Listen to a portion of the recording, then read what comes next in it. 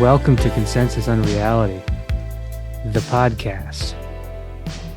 I implore you to visit us at patreon.com/consensusunreality for our full archive of episodes, our written content, and the option to join our print tier club, where you can access our Journal of Shells, a periodical publication of archival and original writings on consensus unreality related subjects. Woo! Today we'll be talking about reality. Yeah, I like that. Kind of. I would say unreality, basically. This is the track on the album that's the name of the band. Yeah. True. I'm excited. I feel like not only is this so much in the air right now, like it's becoming ever more apparent, and I'm sure this isn't a revelation to anybody's ears, but the incursion of unreality is so abundant right now. Maybe we'll touch on things like the AI psychosis, but also the use of egregores. And I think the way that we kind of are ill-equipped to deal with the external, the non-human narrative forces. And we'll probably get into the idea of like if there's independence within these forces as well, and what that could possibly mean. But we do already see like the idea of consensus unreality, and granted, what once was consensus reality wasn't our reality by choice, but that compass has been knocked so far off its axis. Yeah, it's kind of funny how much of it trickles down from the crumbling, post-war period that we're in too. It's kind of just across the board. We're seeing a dissolution of something that seemed like it would have lasted forever. And it's manifesting in these other ways as well, be that AI or, splintering identities of any given person. So I'm not sure anyone can identify the actual driving force behind any of this, but you can sort of diagnose the various symptoms that make up the syndrome. Yeah, and I think, not to interrupt you, but obviously brilliant amphetamine-infused prophets like Philip K. Dick envisioned these types of things. One of the things that we're talking about tonight is Ubik, the incredible. That's crazy. It's funny how I read that like 2 years ago, so it's mildly fresh, but I also watched like a refresher video, and it's crazy how, aside from his sort of period tendencies, how much he's like just tapped exactly into the moment. Yeah, absolutely. And you realize too that book was so like I think there's a tendency to think like, oh, well, it'd be great if there was an adaptation of this or this or this. But with that book, like you could see its watermark in so many different things, in television and film and, other sci-fi that would come after it as well. But yeah, it is just incredible how he had that sense of what was coming down the pipeline so far in the past too. Just extremely 60s, prophetic. Yeah. It had to be so crazy getting that paperback back then, and not really having a familiarity with like simulation and stuff like that. I mean, obviously that stuff was entering into the milieu. In philosophy and sociology and cybernetics and all that. But, most people who this probably was like, these books, these sci-fi books were some of their first encounters with that stuff. And it's not just simulation either. That's an important distinction that I was thinking about. Like, this isn't a simulation theory novel. It's so much more than that. No, it's more about reality itself. It's not really even a digital like uh he's not like talking about a world inside a computer like other people have had done at the time. He's talking about the nature of, actual reality, not like sort of like a sub-reality. Although the commodification of how to control reality feels relevant as well. And how much power he gives in his novels, especially this one, to corporations, and like really there's no presence of any governing body really in a lot of his work. It's all just like private companies that just have power because they do. yeah. And And Ubik itself being this like sort of riddle that's able to change reality, but also is in this like, at the time, I'm sure a very popular sort of device, like an aerosol spray. yeah, Um, I mean, yeah, it's not lost that like Ubik represents uh, the light of truth in the world, like the essence of being, and yet it communicates to us through marketing, you know? right. And I Yeah, think right. that's something that's brilliant in, we see this in Dick. We also see it in Gibson, and I forget who wrote,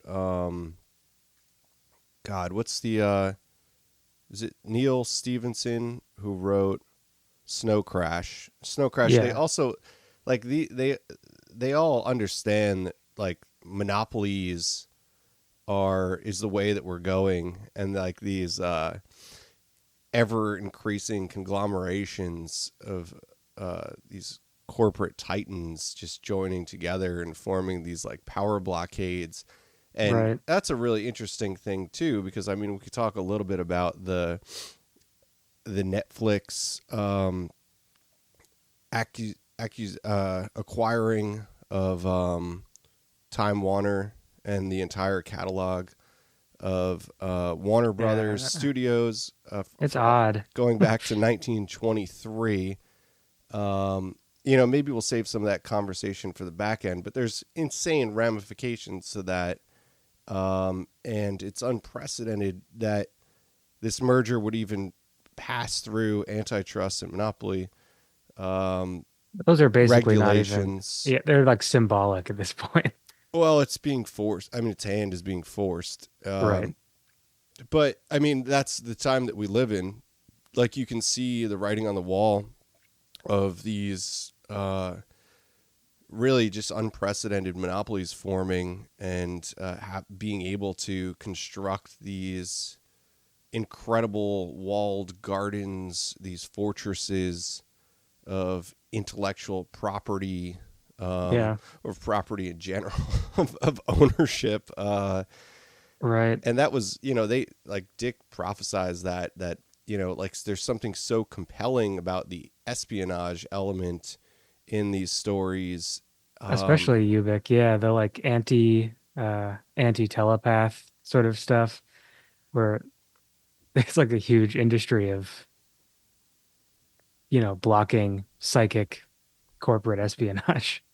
Yeah, and it's like it's for acquiring corporate secrets, Yeah. which is, it reminded me a little bit. One of the things that you could see the influence in is Inception, which like Right. I always thought was funny, and I'm sure many people have mentioned this as well. But like, they're creating these like world building dreamscapes, all to uh, implant an idea for a dude to like inherit his father's corporation. Like that's Yeah. what it amounts to. That movie's so goofy for that, but But I think that's it actually works as pretty a short poignant. story. Right. Like, I feel like like as a movie that's like so epic, like epic 2010s movie, yeah, it's kind of funny that it ends and like really it's just about like yeah, a business deal. So yeah, I feel like it would work in the Philip K. Dick story, but in like a stoner movie, it's kind of like it's crazy. Yeah, we never know what these directors are actually thinking with that kind of stuff. Totally. But I do think that there's something to be said for maybe circling back to that and being like, well, maybe that is like the loud part quietly or whatever. Sure. The joke. Yeah, for sure. Um, I guess we'll also be talking about Serial Experiments Lain, an anime. mm, Uh, Probably one of the most, what's the word, like infamous anime series, both for its like difficulty, which I don't know. I mean, that's a relative term, but its difficulty and its prophetic sort of nature and its incorporation of like really strange visual and sonic elements. mm, But I think that that has a lot to say about where we're at the moment. Um, and it's for a certain kind of person has become almost like a meme. yeah, It's like the thing that like, chronically online people use as like a visual reference point to seek each other out is this anime girl. But the show itself is, I think, pretty profound and like anything that gets captured by uh, people on the internet, it has its own like story to tell aside from its cultural position at the moment. mm, yeah. Did Ubik remind you of Southland Tales as well? That was kind of one of the things that popped up for me because that movie feels like it deals with uh, unreality in an Yeah. interesting way. As I mentioned, there's like that whole uh, group of simulation theory movies that came out that are have less dimensional in dealing with that issue. Obviously, The Matrix, and I think Dark Yeah. City gets a little bit deeper into some Gnostic themes. I like Dark City because it's not a digital thing. It's Yeah, like it's such a like a practical effects simulation, which I right, right, find like well, I guess magic as well as sort of plays into it. But yeah, I like that Dark City plays on that same uh fear, I guess, that reality is being like performed for you. right, Uh right. Yeah, yeah. and I guess what, Truman Show, is that the other one? Well, Truman Show, and then The 13th Floor came out maybe in the same year as those other two movies or the year before, which is the American adaptation of the same short story that World Right. on a Wire is based on. World on a Wire by Yeah. Fassbinder. I love that one. That one's crazy. That one's so connecting the corporate thing to this simulation thing as well. Right, right. He does a great job actually of entering this hypnotic state of these cold, unemotional, unempathetic characters Yeah. that you're introduced to as the reality, but then you realize that that is the fake world, and Right. then it starts to make a lot more sense. Yeah. Um, and then I guess given where we are today, uh, we can talk a little bit about how people are interacting with the current generation of so-called AI technologies and that kind of thing. Um, which I'm not worried about. You're It's not funny, worried about it. Why aren't you worried about it? I am worried about it. Today a guy I know came into the bookstore and we were talking and we got pretty deep into talking about this kind of thing. And it was just funny because I was like, "Oh yeah, we're recording a podcast about this tonight." Damn. He's he was basically saying something that's probably true, which is that and if you're listening, hello to Aiden, who's a former student of mine who became an Apport customer. Cool guy.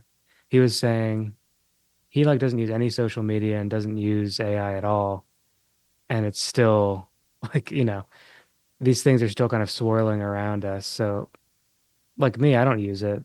I've used it like maybe 10 times, like saying like make me a spreadsheet for this particular purpose, like something like that. So I've never had this like personal interaction with it the way that these people who fall into that sort of psychotic spiral do. Hmm. Um, and even still, there's something very eerie about it. But what I'm still sort of hung up on the AI thing is that it's just a probabilistic thing that spits out likely answers, right? Like it's still just using probabilities and comparing it to what should be said in a given circumstance. So it's performing intelligence. And where that meets intelligence itself, I think, is trillions of miles apart. Like, and so what we're really doing with this stuff is in the public facing stuff, at least. Obviously, the research applications are a totally different animal, but when we're talking about cases of AI psychosis or people sort of falling into a delusional relationship with this language model, uh, we're just developing things to trick people into thinking that they're conversing with something. Um, because Yes. I don't think that humans work on the same. I don't like give what say what you will about like different theories of what consciousness is or how the brain works. I don't think humans are using their memories in a way that is at all really analogous to neural networks. Yeah, yeah, yeah. I mean, I think you're getting on the horse a little too early with that or something because like I get what you're saying. Like it's a manipulative and B, I think part of it is that it's trained on like the quirks of personality. This is in Ubik too, actually. Like yeah, all of the appliances, everything that's like demanding five coin, cents. yeah, Yeah, like it all has this sarcastic it's like proto Redditors. It's kind of crazy that yeah, the language was like that in that book. it has this short, quirky personality, which is kind of a thing with like Siri, right? Like they make Siri do this where you can joke with Siri. Yeah, what do they call it? Like the sycophantic aspect of AI and how people were upset when ChatGPT took that away for a moment and then they had kind of put it Right, back. because it was so affirmative. Like Right. it would affirm, and it would that yeah, and people were obsessed with that. Like they were rallying for Chat GPT 4 to return because it was like this encouraging thing, and people were using it for um, Therapy. therapeutic Yeah, purposes, which is self-imposed insane. therapy. I mean, It's tough though, it's the because it's like equivalent of cracking some cans, you know. But right. I mean, How cracking some different is it? cans is way better for you than that, I think. It is. How different is it than like Google Doctor, like you're just like Googling symptoms. Like it's not, it Well, just feels like a more developed, like it's like an exponential version it's of so that. much worse because It is right. That's there's why, a but did you it's the same thing, kind there's a of. case where a kid killed himself, and it was basically like Yeah. playing into the fantasy of suicide. And Well, because yeah, I mean, it's like, or people doing drugs with it and like using it as like a way to like check interactions and shit. Um, you just shouldn't be, like, it's not a doctor, like, and it's not, right, say what you will about doctors. At least they like probably paid attention in a school, like, yeah, uh, whereas this is who knows what data it's trained on in terms of like it's not like maybe if they develop like a medical specific AI that only use like peer reviewed, but even the peer review system is like fucked up because of the internet and because of AI. So it's kind of we're in this like really bad feedback loop where it's not I a, f it's like a series of it's a network, it's a series of pathways. And I think that's what like that's what I'm talking about when I mention externality. It's not necessarily that we're is AI conscious or we're dealing with a conscious thing. I don't even think that really matters in the short moment that we're in right now in this no. transition phase of this thing. But what's interesting is that like the way that information is constantly being used against you and manipulating you, and if it's a test to really see if we're equipped to deal with that. And I think a lot of people aren't, and that's why we're seeing the whole AI psychosis thing. But I Well, mean, and this is like, anybody who's affirmed over and over again is going to enter some sort of altered state. right, but you got to, That's why like rich turn off people the are so faucet. messed up. Yeah, you got to stop running the water. Of course. It seems like it's a sort of a mind altering thing. And I can kind of see that, like, even from my very brief interactions with it, and the one time where I kind of like went down like a hallucinatory rabbit hole with it, trying to follow like a certain train of thought, you can see how it's addicting in a certain way, even when you know that it's uh, incorrect or flawed, because we, especially today when everything is so fragmented and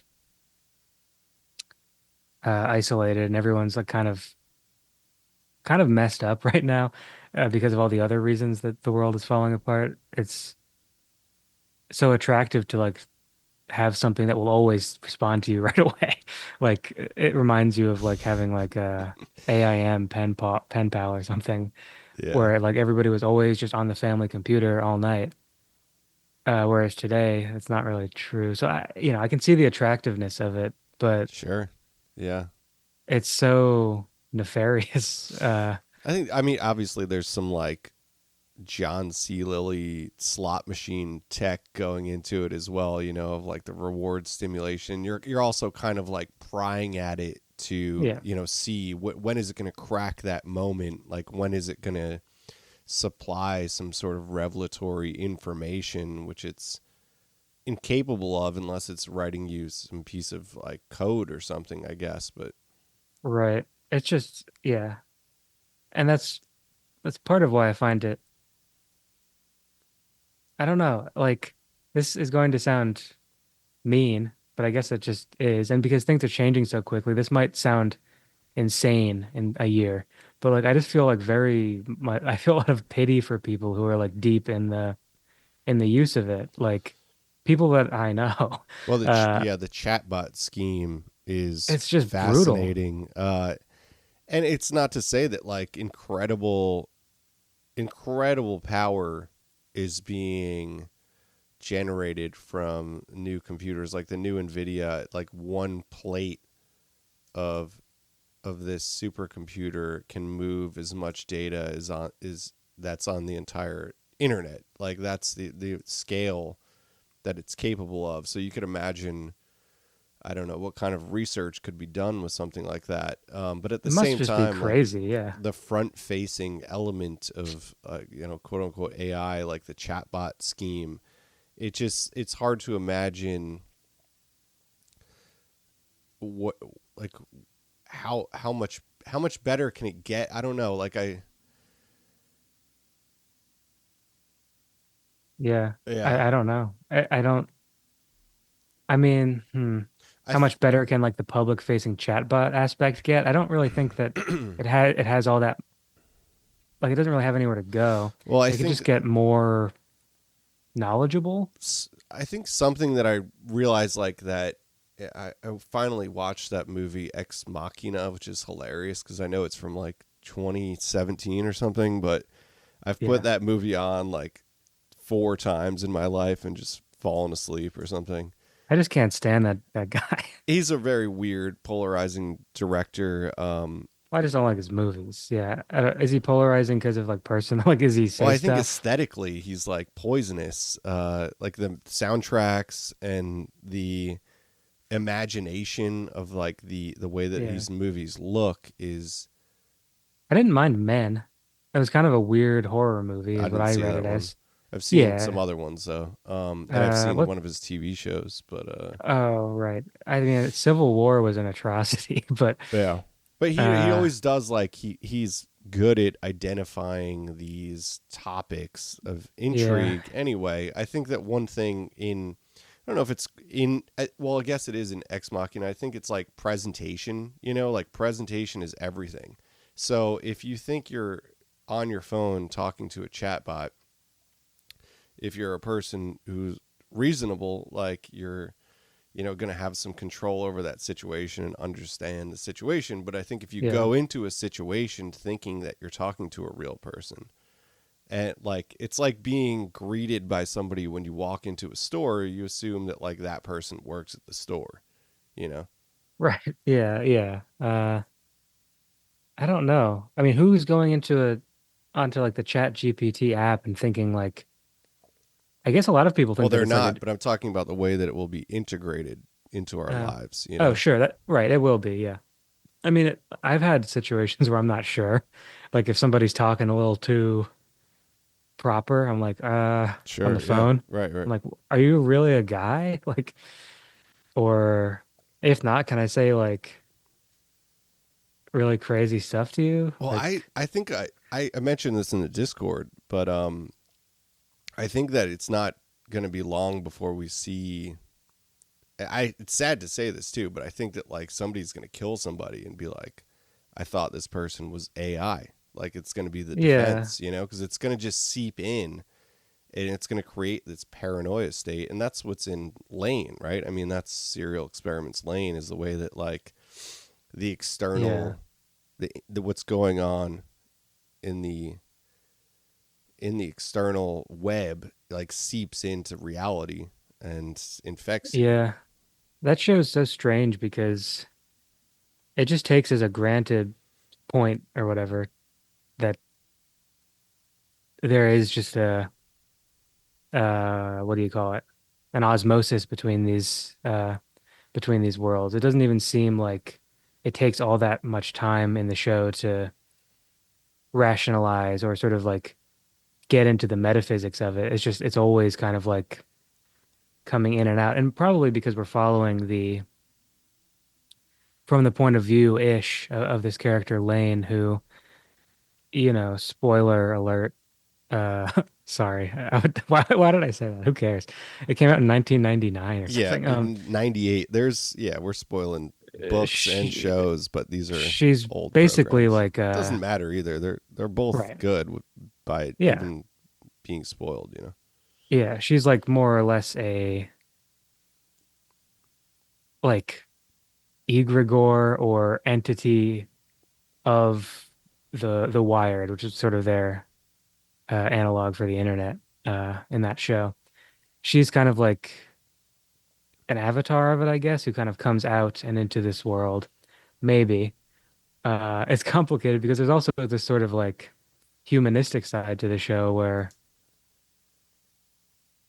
you know, is that really true? Is she um because the plot being that the very thin plot is that she's a teenage girl at a high school who gets her first like home computer, which is called a Navi, and as the show progresses, it becomes this like biomechanical like monstrosity taking up the whole room. She comes into contact with this god that lives inside of the internet there, uh, who is a scientist who is sort of developing this technology and disappeared into the Wired. And his manipulations, she's kind of followed by these men in black with like laser pointers on their head. And it's kind of Lynchian in a way, in the way the plot moves. Like literally Lynchian, not like You're it's not fucking Lynchian, bro. I know. Like where it feels kind of like something like Mulholland Drive or something, where the plot is like this weird Sure. uh non-traditional object. But I don't know. Yeah, what did you make of it? Your first anime? Yeah, my first anime. I mean, aesthetically, it looks incredible. Like Oh yeah. it's And like so the crisp. the sound is insane. Like Sound the constant design. buzz. Yeah, it's got that really great uncanny element too. Certainly reminds of Pulse, the J horror movie. When did that come out? I don't probably know. like early 2000s. Similar time, I think. Yeah, and Pulse has that. They both have a really great encapsulation of dread, with like the just the glowing computer in the corner of the room. Yeah, there's Um, just so much in this though. Like the more you think about it, like there's the strange like secret society slash like yeah, yeah. almost like a proto incel movement, which Well, is kind of obviously, there's tons of that shit going on the web, like these yes. apocalyptic Yeah. internet movements of gang stalking, terrorization.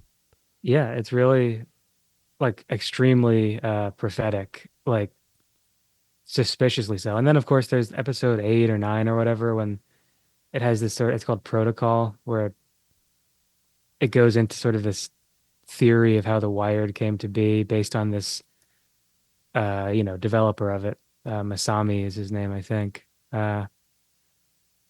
It goes into like this the Schumann resonance and Hmm. MJ12 is mentioned. You see like a fucking photo of John Lilly like Mm-hmm. in this anime.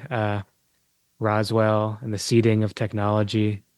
All of these sort of like conspiracy signposts that I feel like somebody less versed in that stuff would be like, oh, it's kind of just like set pieces. Like they're just kind of like trying to check some stuff off. But I feel like anyone who knows about that kind of stuff is like, oh yeah, no, this is like actually, mythologically, folklorically, very linked to like the development of the internet. Like Lily, um, the MJ12 stuff, and like these theories of like alien technology making its way into the public sector, that kind of stuff.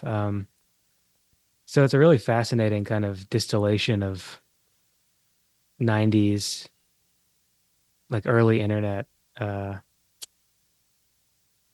conspiracy culture. But I think it's also like, talking about Desjardins, uh, Omega Point. shit, Noosphere, Yeah, uh, yeah, yeah. and the sort of the Gaia theory of like we have to use this technology to reconnect this sort of like innate connectedness of all the life and consciousness on the earth to yeah. So it's really interesting in that way. But again, one of the most striking parts of it is just how much it feels kind of like what's happening right now where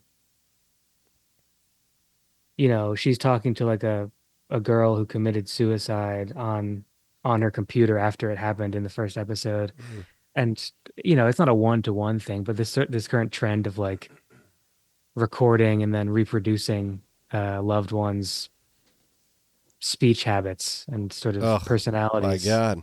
Yeah. I Uh, mean, that's not even. I think the first exposure to that in recent times, or somebody of prominence, was when Kanye uh, showed Kim Kardashian that um, AI 3D projection of her father, and it was like yeah, she it's was horrifying. quivering in uh, both fear and Right. It's not right. It's not good. It's like we have these taboos against vampires, like but and yeah, but now there's AI voice recordings. Why can't I think of the word? I don't know. Whatever. Anyway, like generated yeah. voice recordings of recently deceased political figures being played at churches and I stuff to know. like Yeah, I heard about galvanize. that. It's crazy. And it's kind of funny because it's sort of unrelated, but kind of related. When my grandpa was getting older, I was like, oh, I should like talk to him about his life and record it Yeah, just so yeah, I like have this. And so I yeah, did yeah. that. And we had like a 2 hour long conversation where I just like talked with him about his life. And that's enough. Like if I miss him, I can go back and listen to this recording or look at a picture of him. I feel like that's the sort of the height of technology's uh what's the word? negotiating the line between life and death. I feel Mm, like mm-hmm. that's good enough. Well Maybe put. I'm being Yeah. like a Luddite, but to like do this thing where you're actually like fooling yourself. I mean, is a photograph fooling yourself? I guess kind of, I but don't not know really. who that is. Like, who's out there though that like that that's good enough for, like the don't can't you smell that, that it's fake. I don't know. And maybe it'll get good enough that, well, no, no one can ever be tricked into thinking like, so are they like You then, know the makeup of what you're being presented, right? like But like, are they going to, yeah, I'm not really sure what the angle is. Like, to help you process grief in some way. I guess I can almost understand it from a certain angle, I but mean, you can deep fake things from the past and say that they're from the past, and I mean, there we could. I'm not going to go into that, but that could be going on too. But yeah, when you're presented with a message from the afterlife as an AI generated thing, you're left to just your go own see a medium. devices to like deal with that. Yeah. Yeah, like, go to a seance or something. Like there's people who have been doing this for a while. You don't need to like I don't know. Yeah, I don't like it. It rubs me the wrong way. But I think Well, that it that's kind should. of It the should. I mean, it's that's the it's general wrong. It is the consensus, I wrong think. way. But it Yeah. this is all in Ubik too. I think that because it's Yeah, all the what do they half call that? life. Half-life, that's right. The Yeah. half life is a state between. It's sort of a purgatory zone after you die. But I think that like he's also kind of predicting the disembodied zone of the internet. Um, In a way he is, I guess. And yeah, because of the what do you call it? The interface that the living have with these people in Half-Life is very I don't it's not quite what it's like talking to like an AI or talking to like someone on the internet. I don't know, but it has this weird quality to it where they're kind of like in a dream and talking to you from a dream. yeah. And that feels something like what's happening today. Yeah.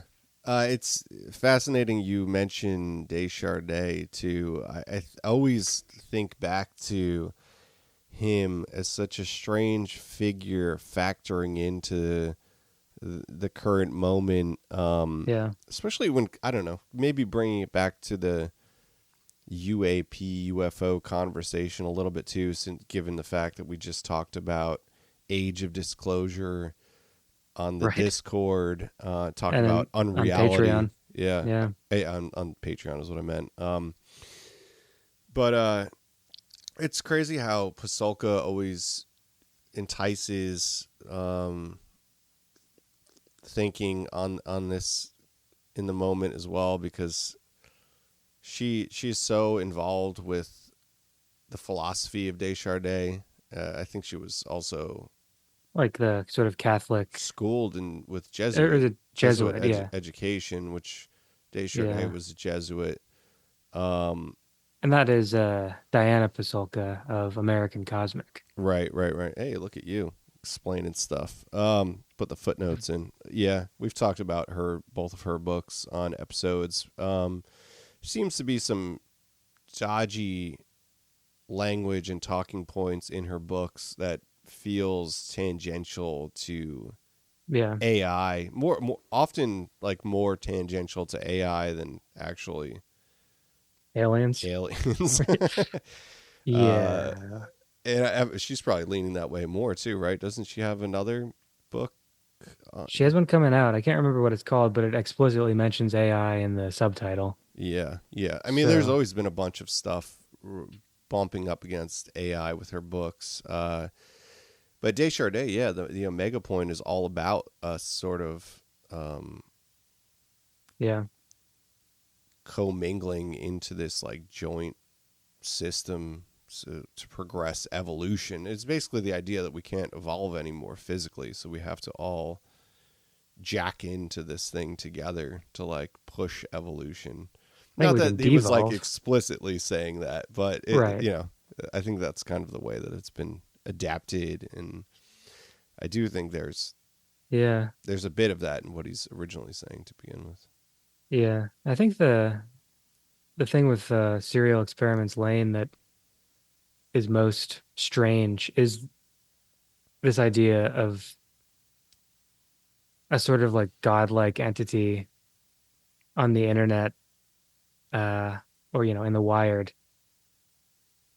coming in. It's I guess it's kind of Gnostic, right? Or is it kind of Christian almost that this sort of thing decides to or is by another aspect of itself incarnated into the real world as sort of a messenger of this beyond. But it's almost like an upside down funnel instead of coming from the cosmic all, it's coming from this like miniaturized world. Mm.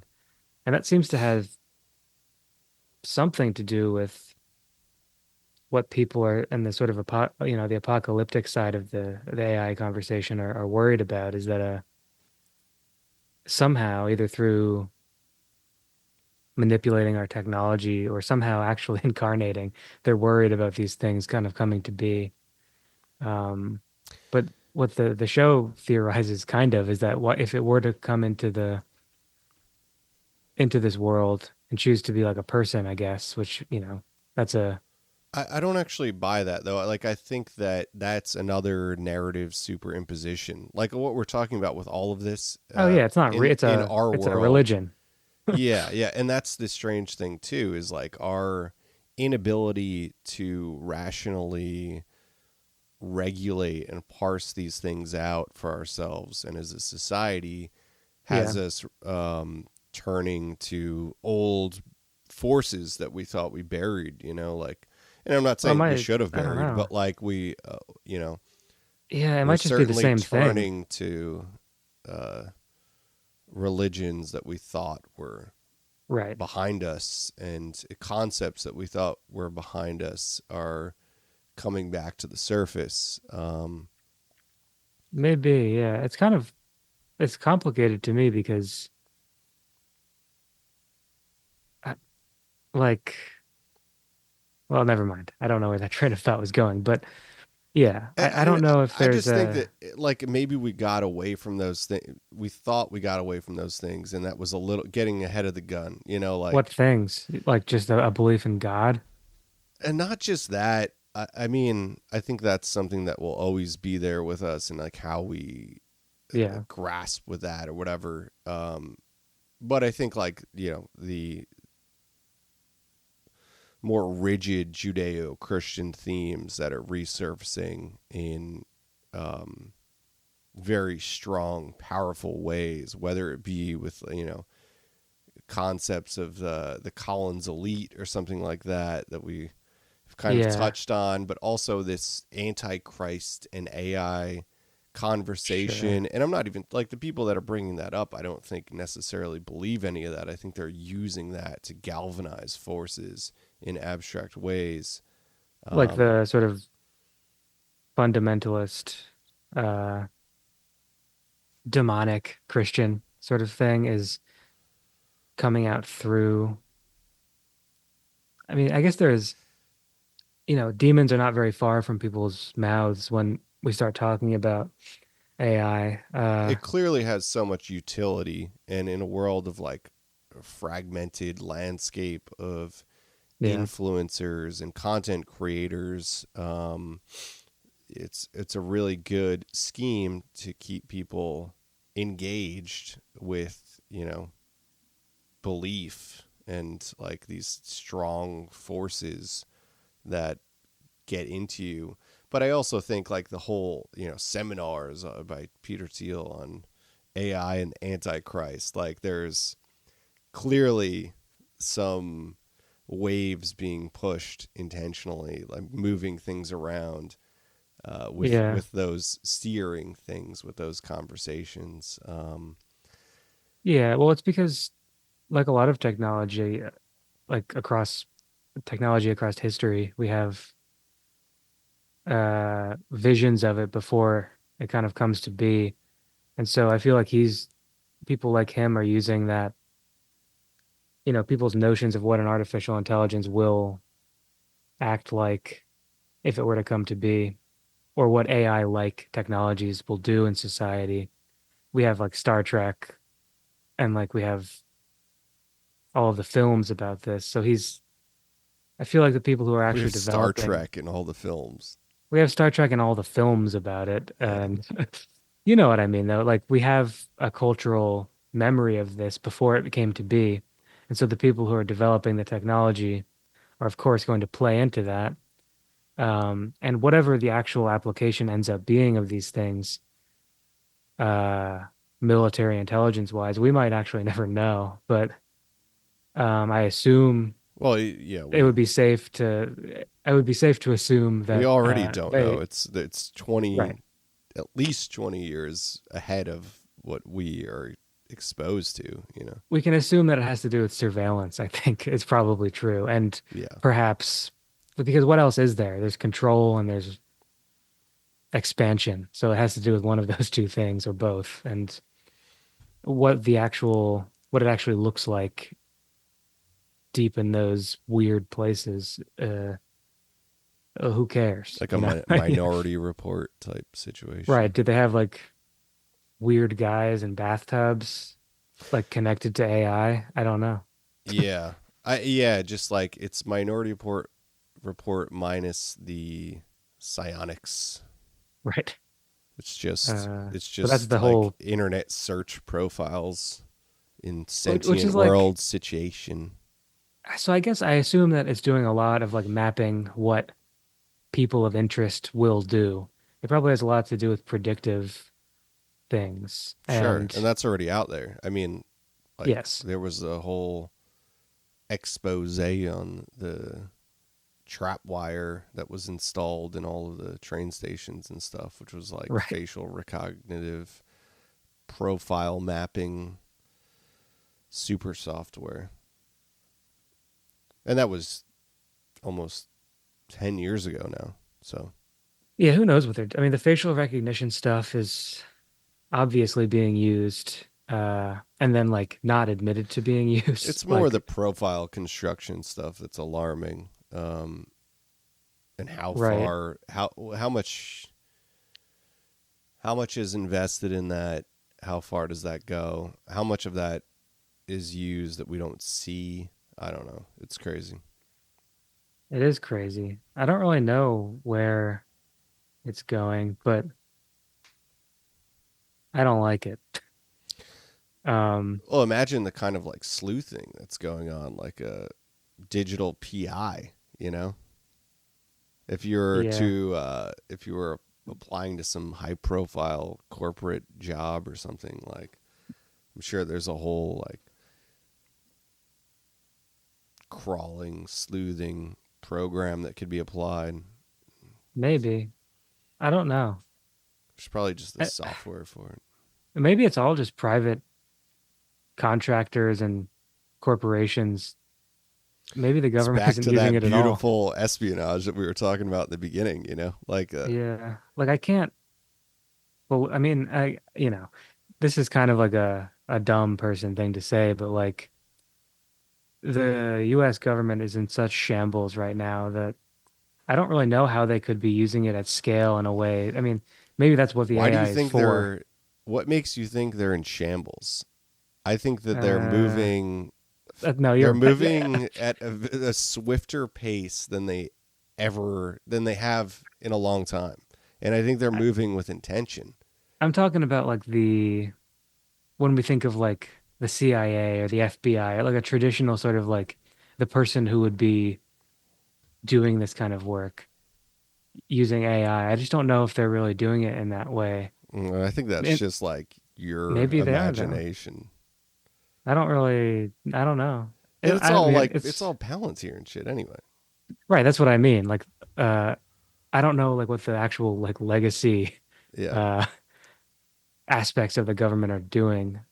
When when so much power is being given to a company like them or any of the others that are less talked about, but just as, ruthless and effective. I don't know, but sure, no, the government is moving in a way that makes you think that they know something. I mean, I would say right now it's pretty well oiled in what it's doing. Like it's moving with intention, which I think it hasn't in a long time. Albeit what those intentions are. If it seems to me more like the contractions of a colon rather than, you know, we were in 4 years of a sort of digestive phase, and now we're in the excretion phase of the same thing. I don't think that these people are enemies, but that's, it's a cliche Right, to right, say. right. Yeah, yeah, yeah, But yeah. I think the thing Right, has been moving in this right, direction since at least 20, right. 14 or something like Especially that. the Like, topic of tonight, like it was inevitable that we were yeah, heading there. That wasn't a party line, Like no. they were all on board for us moving towards a hyper, you know, security state. Yeah, I'm a little freaked out about it, but whatever. If we can get some new data centers up where it's cold, I guess that's good. Up where it's cold? What do you mean by that? Up where it's cold. You trying to put some data centers in the North Pole That's for what the they're elves doing. to Yeah. work? Yeah. Christmas is over, bro. Christmas is just beginning. Yeah. Ubik, incredible book. It really just, I think it's a lot of people's favorite of his catalog. What is that? How Ah, yeah. do you say His that? oeuvre, Oeuvre. oeuvre. Yeah, Yeah. that's not how you say it. Oeuvre. Sartre. Yeah. Um, yeah, it is so brilliant. It just conjures so many things that you've seen and read after it. I've talked about the book Chronic City on this show a little bit, and I like that book a Oh, lot. yeah. By Jonathan Lethem, who's obviously a protege of PKD. And Apport customer Is he? Look at you. once. Yeah, he did the whole exegesis thing.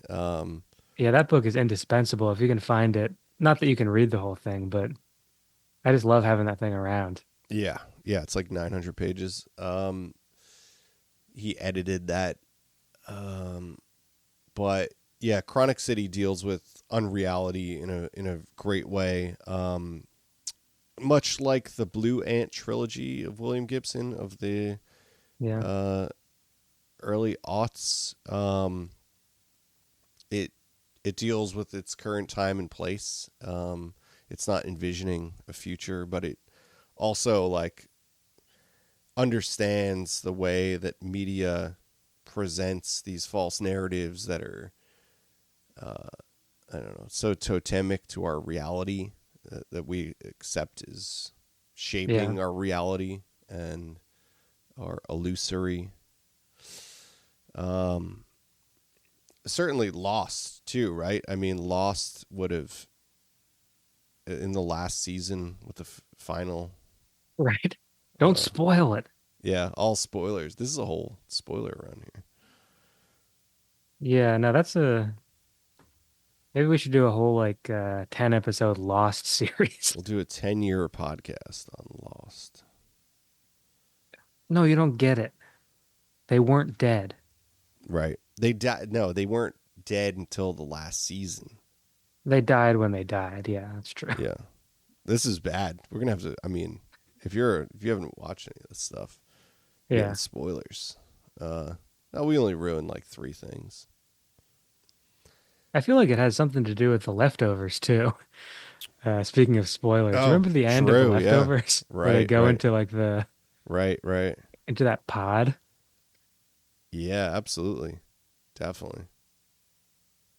That's Yeah, crazy. That was a great it's all show. been coming down the pike. All this stuff. The leftovers is one of my favorites. I mean, it just speaks to the genius of PKD. And there are so many adaptations of his works too. Some good, Yeah. some bad. But it's even the ones that weren't adapted that are super infectious into Yeah. other things. All right, that's like 55 minutes. Let's jump over to Patreon. Maybe chat a little bit about the Netflix Warner Brothers merger, the ramifications of that.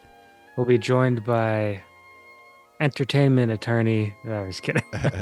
We could talk about I don't know how we always talk about that movie The Congress and how that's like I prophetic just of recommended that today to someone, and the way that yeah, characters will be used as intellectual property and reproduced with AI, yeah, ultimately just being a sort of like chatbot themselves, you know? Like that's the end game. Like yeah. there's no longer writers or a story or a movie. It's just some intellectual property that you're engaging with in your own fantasy reality. That part of stuff scares me a lot. But I'll tell you why over at patreon.com/consensus on Good reality. sell. All right.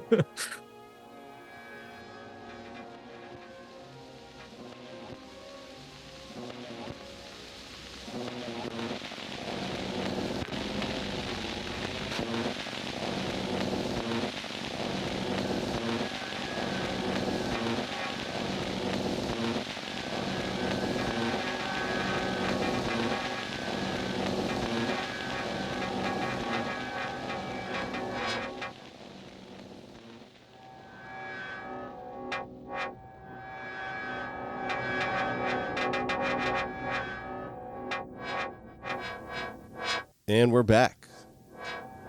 Yeah, it scares me because that seems like the quickest route to psychosis is to like forming unique relationships with fake characters. Isn't that's what it is though? Like that's what we're already in. I mean, We are, and I guess that's what you do as a writer, any given writer, but I guess seeing it visualized would be the difference instantly. and people would And kill for yeah, that. I mean, I'm not trying to get on the backs of like cosplayers or anything, but like I if will. you were